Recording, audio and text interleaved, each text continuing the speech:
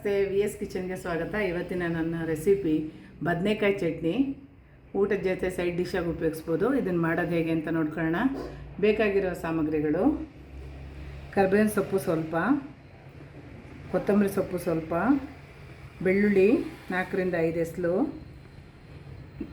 ಗೋಲಿ ಗಾತ್ರ ಹುಣಸೆಹಣ್ಣು, ಒಂದು 7ರಿಂದ 8 ಹಸಿಮೆಣಸಿನ್ಕಾಯಿ, ಸ್ವಲ್ಪ ಶುಂಠಿ 1/4 ಇಂಚು, ಹುರ್ಗಡ್ಲೆ 1 ಚಮಚ, ತೆಂಗಿನಕಾಯಿ ತುರಿ 1 ಅರ್ಧ ಕಪ್ಪು, ಸೌತೆಕಾಯಿ ತಿನ್ನೋ ಸೌತೆಕಾಯಿ ಒಂದು ಅರ್ಧ ಕಪ್ಪು, ಸಣ್ಣಗೆ ಹೆಚ್ಚಿರೋ ಈರುಳ್ಳಿ ಸ್ವಲ್ಪ, ಮತ್ತು ಒಂದು ಬದನೆಕಾಯಿ, ಗುಂಡು ಬದನೆಕಾಯಿ ತೊಗೊಂಡಿದ್ದೀನಿ, ಬಿಳಿ ಬದನೆಕಾಯಿ.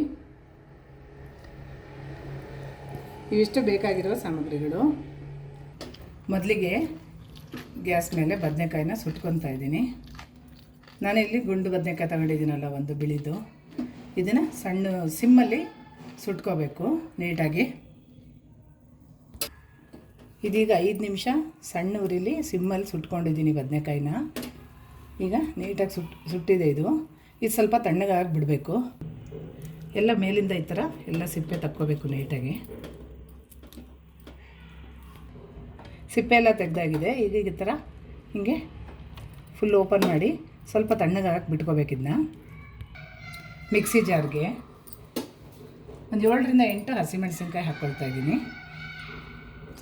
ಖಾರ ಜಾಸ್ತಿ ಬೇಕು ಅಂದರೆ ಸ್ವಲ್ಪ ಜಾಸ್ತಿ ಹಾಕ್ಕೋಬೋದು. ನಾನಿಲ್ಲಿ 7ರಿಂದ 8 ಹಾಕ್ಕೊಳ್ತಾ ಇದ್ದೀನಿ. ಒಂದು 4ರಿಂದ 5 ಎಲೆ ಕರ್ಬೇವಿನ ಸೊಪ್ಪು, ಒಂದು 1/4 ಇಂಚು ಶುಂಠಿ ಹಾಕ್ಕೊಳ್ತಾ ಇದ್ದೀನಿ, ಒಂದು ಸ್ವಲ್ಪ ಕೊತ್ತಂಬರಿ ಸೊಪ್ಪು, ಒಂದು 5-6 ಗರಿ ಕೊತ್ತಂಬರಿ ಸೊಪ್ಪು ಹಾಕ್ಕೊಳ್ತಾ ಇದ್ದೀನಿ. ಎಲ್ಲ ತೊಳೆದು ರೆಡಿ ಇಟ್ಟಿದ್ದೆ, ಹಾಕ್ತಾಯಿದ್ದೀನಿ. 3ರಿಂದ 4 ಎಸಳು ಬೆಳ್ಳುಳ್ಳಿ ಹಾಕ್ಕೊಳ್ತಾ ಇದ್ದೀನಿ. ಹುಣಸೆಹಣ್ಣು ನೆಲ್ಲಿಕಾಯಿ ಗಾತ್ರ ಹಾಕ್ತಾಯಿದ್ದೀನಿ. ಕಡಲೆ ಒಂದು ಅರ್ಧ ಚಮಚ ಹಾಕ್ಕೊಳ್ತಾ ಇದ್ದೀನಿ, ಹುರ್ಗಡ್ಲೆ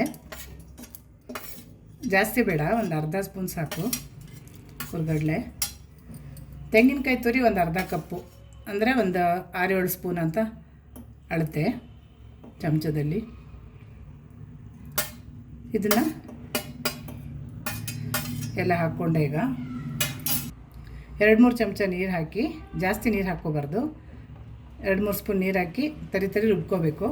ತರಿಯಾಗಿ ರುಬ್ಕೊಂಬರ್ತೀನಿ.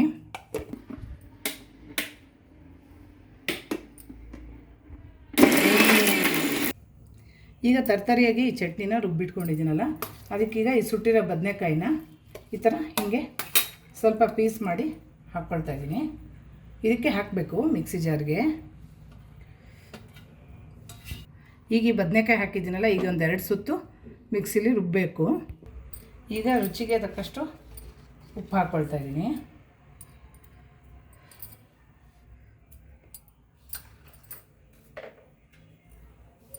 ಈ ಚಟ್ನಿ ರೊಟ್ಟಿ ಜೊತೆ, ಚಪಾತಿ ಜೊತೆ ಎಲ್ಲ ತುಂಬ ಚೆನ್ನಾಗಿರುತ್ತೆ. ಈ ಚಟ್ನಿ ಮಾಡ್ಕೊಳ್ಳೋದು ಸುಲಭ ಮತ್ತು ಚೆನ್ನಾಗಿ ಟೇಸ್ಟ್ ತುಂಬ ಚೆನ್ನಾಗಿರುತ್ತೆ ಮಾಡಿಕೊಂಡ್ರೆ. ಊಟದ ಜೊತೆಗೂ ಸೈಡ್ ಡಿಶಾಗಿ ಉಪಯೋಗಿಸ್ಕೋಬೋದು. ಮೇಲೆ ಈರುಳ್ಳಿನ ಒಂದು ಅರ್ಧ ಸಣ್ಣಗೆ ಹೆಚ್ಚಾಕಿದ್ದೀನಿ. ಮತ್ತು ತಿನ್ನೋ ಸೌತೆಕಾಯಿ ಬರುತ್ತಲ್ಲ, ಅದನ್ನು ಒಂದು ಸ್ವಲ್ಪ ಒಂದು ಅರ್ಧ ಕಪ್ಪಷ್ಟು ಸಣ್ಣ ಹೆಚ್ಚಿ ಹಾಕ್ತಾಯಿದ್ದೀನಿ. ಇದು ಲಾಸ್ಟಲ್ಲಿ ತಿನ್ನೋ ಟೈಮಿಗೆ ಇವೆರಡನ್ನೂ ಮಿಕ್ಸ್ ಮಾಡ್ಕೋಬೇಕು, ಮೊದಲೇ ಹಾಕಬಾರ್ದು.